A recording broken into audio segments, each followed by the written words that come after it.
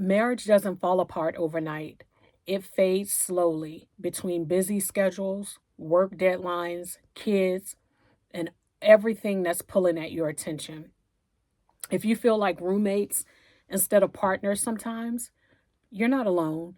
Today, I want to share simple ways to stay close even when life is chaotic.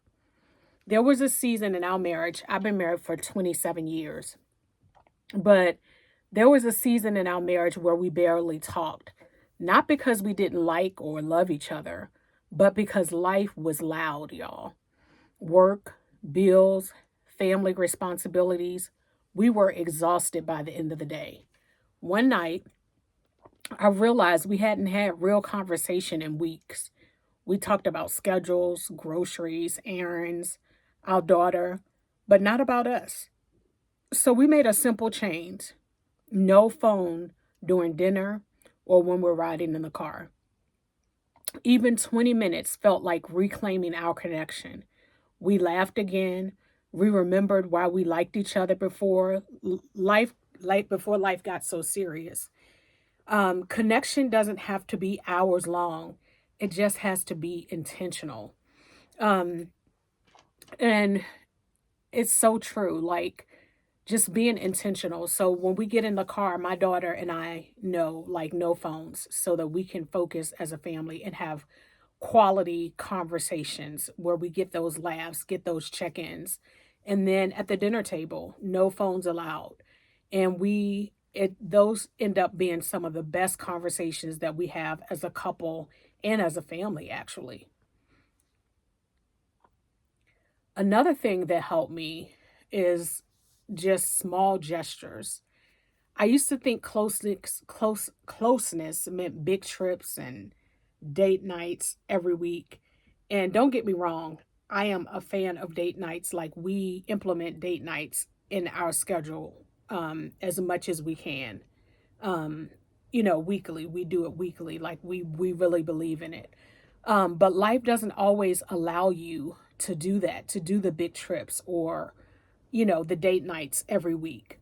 One day, my husband left a sticky note on my lunch that said, "Thinking of you." It was small, but it meant everything. I started doing the same for him: text in the middle of the day, favorite snacks, waiting at home, little reminders that he mattered to me. Those small things became tiny threads that kept us connected even in the busiest weeks. Small gestures build big closeness. And I really, really believe that. Like, I am laid off right now, and my husband and I, every day, what we've done is he comes home for lunch because he works right in the neighborhood. So he comes home for lunch, and we have 15 minutes or 20 minutes of lunchtime together, and then he has to go right back to work.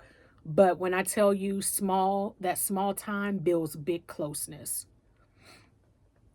The other thing, um, this one that I'm about to talk about changed everything, and that was learning each other's love language. I used to show love how I wanted to receive it. Um, so I would show him acts of service by buying him things or doing things for him. And he wanted to receive it, um, or he felt love through words, long talks, and emotional check ins. Once we figured that out, y'all, we stopped missing each other emotionally. And I know we hear about these love languages all the time, and we're like, oh, Lord, we're bored with that. But it's so true. You really do stop missing each other emotionally. Um, and I didn't have to do more, just the right things that made him feel cared for. And he started speaking my love language too. Love feels louder when you speak the language the other person understands. Staying close in marriage doesn't mean having perfect date nights or fancy vacations. Again, I am a date night, fanatic. Like, I am into date nights. But it's about small daily choices: putting down your phone, leaving a note, learning their love language, making time for 5 minutes of real conversation. What's one small thing you can do this week to get closer to your spouse or your partner? Do it today. Don't wait for the perfect moment. Create the perfect moment. If this video touched you and resonated with you in any way, I want to hear from you in the comments. And I also want you to share it so that other people can, be inspired as well.